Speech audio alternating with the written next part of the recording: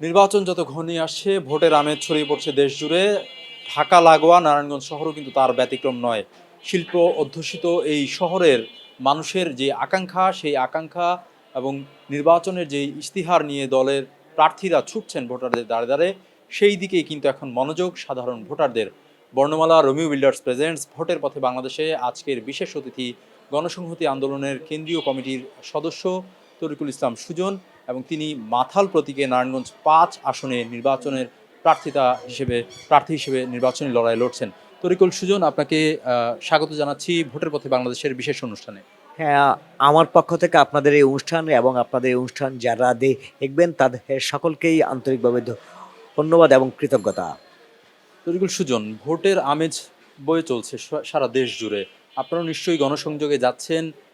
যারা সাধারণ ভোটার, যাদের ভোটের অধিকার প্রয়োগের মাধ্যমে জনপ্রতিনিধি নির্বাচিত হবে, তারা মাথাল প্রতীক এবং আপনাদের যে চিন্তা, আপনাদের যে চেতনা, সেগুলো নিয়ে কতটুকু সচেতন হয়েছে?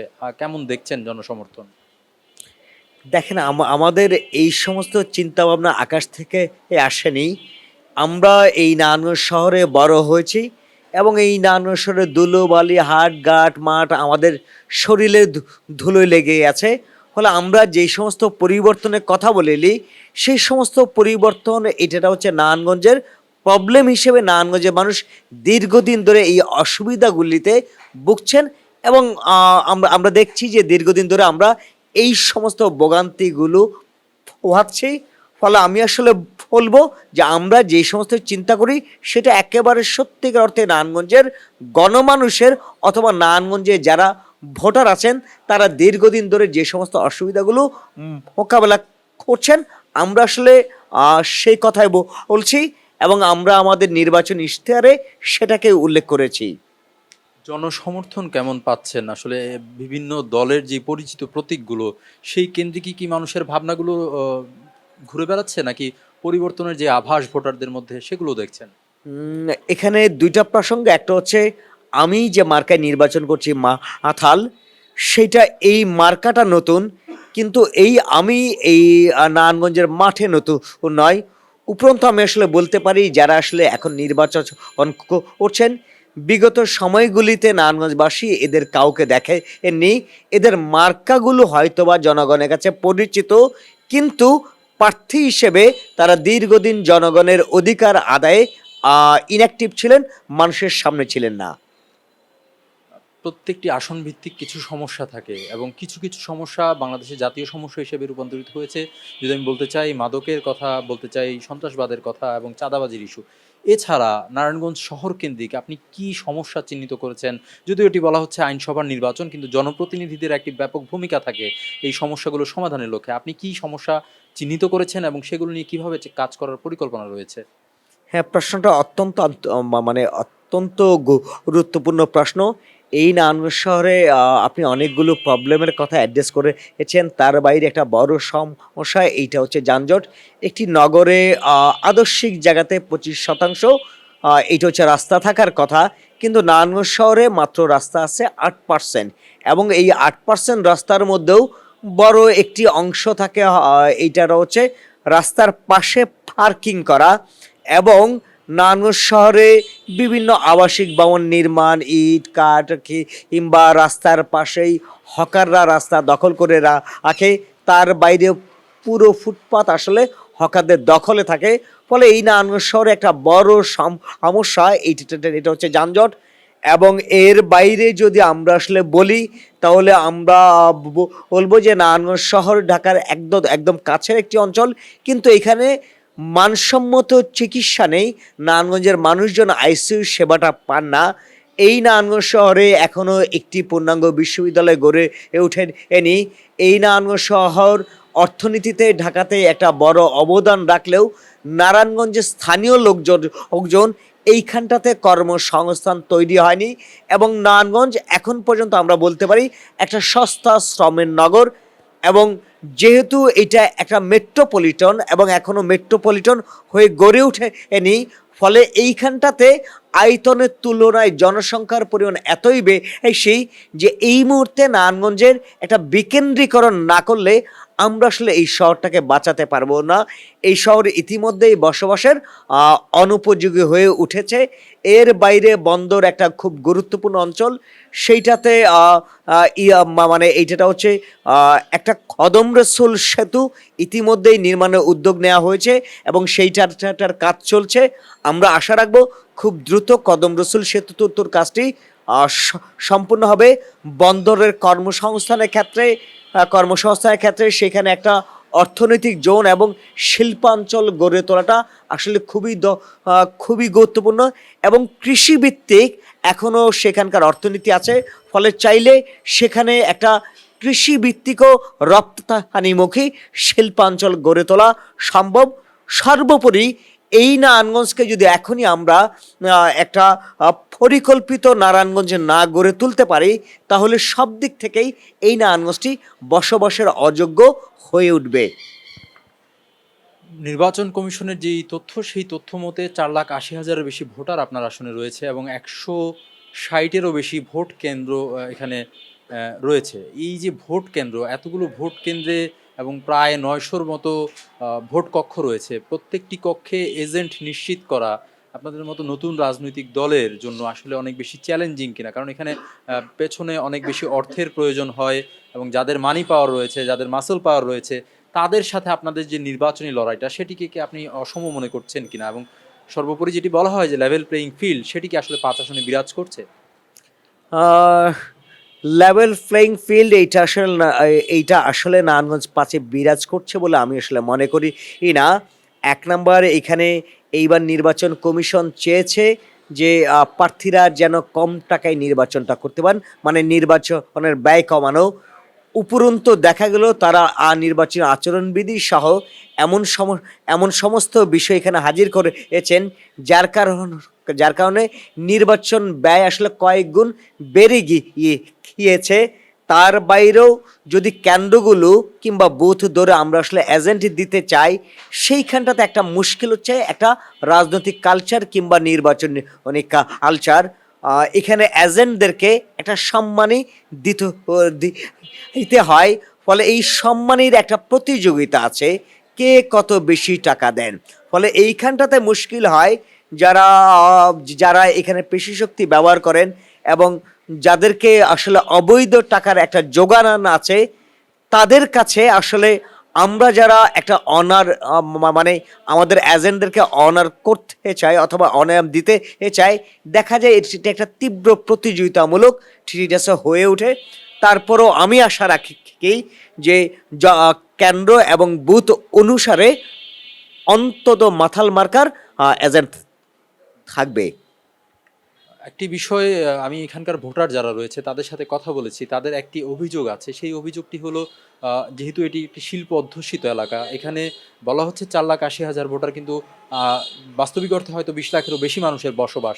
এই মানুষজনের যেই বাড়ি বা তাদের যেই আবাসন, সেই আবাসনটি একটি মানসম্মত নয় এবং এখানে ভাড়া প্রচুর পরিমাণে বেশি। এটিকে কি কোনো একটা কাঠামোতে নিয়ে আসার কোনো পরিকল্পনা রয়েছে কিনা আপনার, কিংবা এটির সাথে যে সকল সংশ্লিষ্ট দপ্তরগুলো জড়িত রয়েছে তাদেরকে নিয়ে ঘিরে আপনি আসলে যদি ক্ষমতায় যেতে পারেন কোনো কাজ করবেন কিনা? এটি একদম সাধারণ মানুষদের চাওয়া। হ্যাঁ, আপনার এই প্রশ্নটা আসলে অত্যন্ত যৌক্তিক এবং খুবই মূল্যবান। দেখেন, আমাদের গ্রামীণ অর্থনীতি থেকে আমাদের গ্রাম শহরের লোকজন উচ্ছেদ হয়ে হয়ে হয়ে তারা এখন শহরে কর্মসংস্থানের জন্য এসেছে এবং এই সমস্ত জায়গাটা একটা কেন্দ্রীভূত হয়েছে।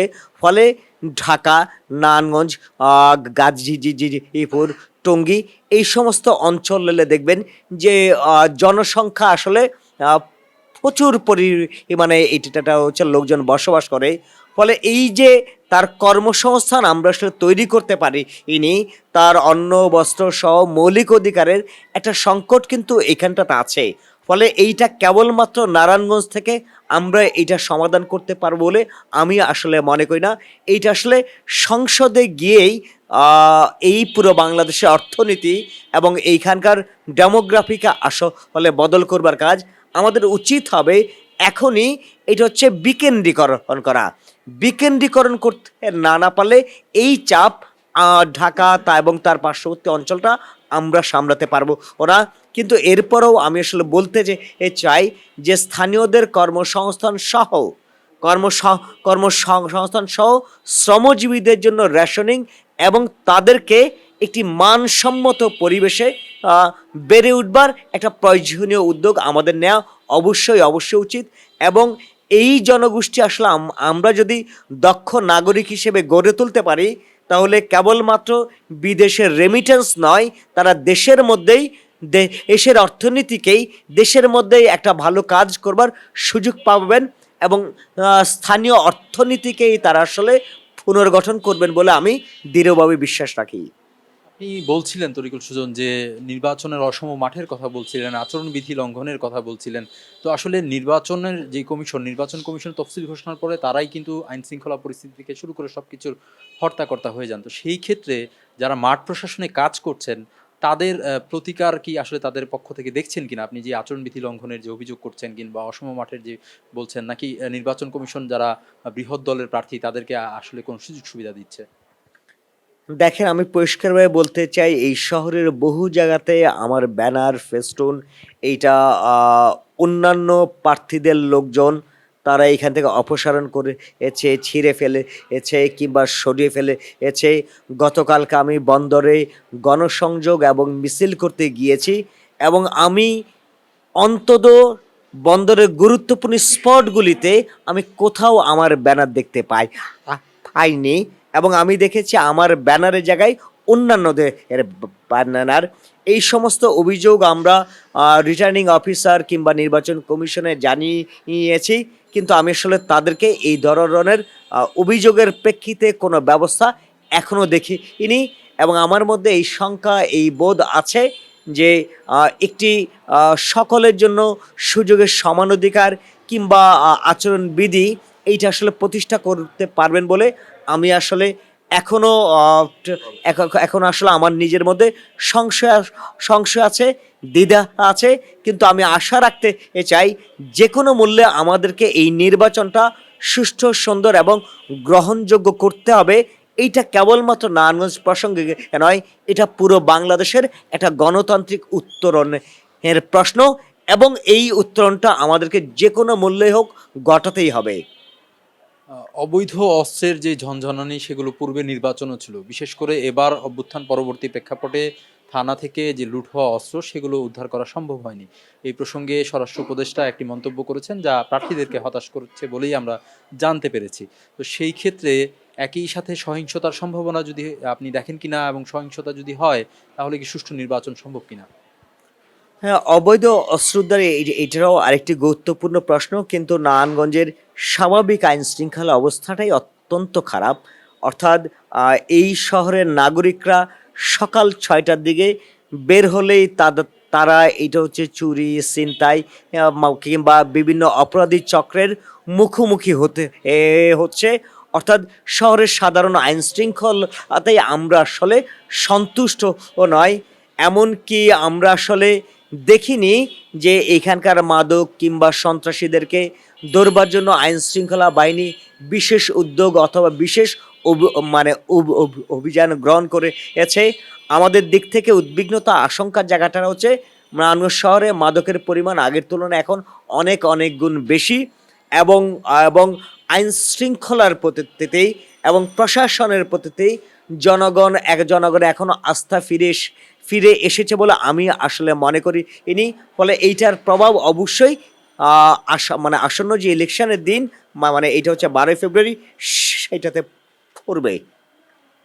ভোট কেন্দ্র দখল হওয়ার কোনো সম্ভাবনা দেখছেন কিনা? প্রার্থীদের যে আচরণ সেটি কি আসলে ভোট কেন্দ্র দখল হতে পারে, এমন কোনো আচরণ কি তাদের মধ্যে দেখছেন কিনা, একটি প্রশ্ন। আর আর পাশাপাশি আরেকটি প্রশ্ন রাখতে চাই, যদি সুষ্ঠু ভোট হয় জয়ের ব্যাপারে আসলে আপনি কতটুকু আশাবাদী?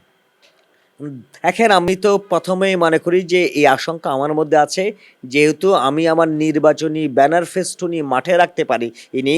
ফলে যারা এরকম না গায়ের জোরে ব্যানার ফেস্টুন পর্যন্ত আসলে সরিয়ে ফেলতে পারে, তারা আসলে নির্বাচনে জিতবার জন্য যেন তেনভাবে কেন্দ্র দখল করা কিংবা ভোটারদেরকে ভোট কেন্দ্রে আসতে না দেওয়া কিংবা ভয়, ভীতি, হুমকি দেখানো, এটা কিন্তু ইতিমধ্যেই চলছে এবং আমার সমর্থক এবং ভোটার যারা আছেন তারা কিন্তু অনেকগুলো জায়গাতেই প্রকাশ্যে আমার পক্ষে কাজ করতে পারছে না, এবং এইটা ইতিমধ্যে আমি নির্বাচন কমিশনকেও জানিয়েছি। এবং আমি আসলে মনেও করি হেউ করি যে কেন্দ্র দখলের একটা আশঙ্কা এখানটায় আছে, এবং প্রশাসন যতই আমাদেরকে আশ্বস্ত করে দিক আমরা আসলে আশ্বস্ত হতে পারছি না। জয়ের ব্যাপারে কতটুকু আশাবাদী যদি সুষ্ঠু ভোট হয়?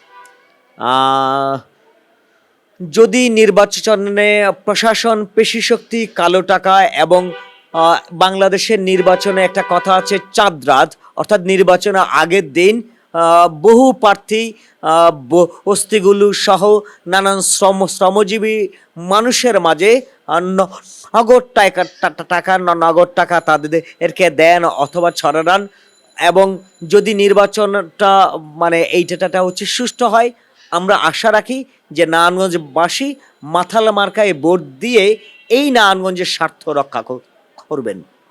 তরিকুল সুজন, আপনার ব্যস্ততম সময়ের মধ্যে আমাদেরকে সময় দেওয়ার জন্য আন্তরিক ধন্যবাদ, এবং ভোটের যে লড়াই সেই লড়াইয়ে আপনার জন্য সদ্য সংবাদের পক্ষ থেকে শুভকামনা জানাচ্ছি। আমার দিক থেকেও এই মানে মানে আপনাদের এই আয়োজন এবং সদ্য সংবাদকে আমি আন্তরিক কৃতজ্ঞতা জ্ঞাপন করি, এবং আমরা আশা রাখব যে আপনারা জনগণের স্বার্থে এবং এই ভোটটা যেন একটি নিরপেক্ষ সুষ্ঠু নির্বাচন হয় সেইটার জন্য আপনারা কাজ করবেন, এবং আপনাদের মাধ্যমে আপনাদের পাঠক, দর্শক, তাদেরকে আমি আসলে আন্তরিকভাবে কৃতজ্ঞতা জ্ঞাপন করছি। দর্শক, গণতন্ত্রের যে উত্তরণের পথ, সেই পথে চলবার জন্য একটি সুষ্ঠু নিরপেক্ষ নির্বাচন দরকার। জনপ্রতিনিধিদের যেই বাছাই সেটি যেন ভোটারদের ভোটাধিকার প্রয়োগের মাধ্যমেই হয়। বিগত নির্বাচনগুলোতে যেভাবে উঠে এসেছে ভোট বেহাত হওয়ার কথা, তেমনটি যেন এবার না হয়, এমন প্রত্যাশা যেমন প্রার্থীদের, এমন প্রত্যাশা কিন্তু সাধারণ ভোটারদেরও। ভোটের আমেজে থাকুন এবং সদ্য সংবাদের সাথে থাকুন, নিরাপদে থাকুন, ভালো থাকুন।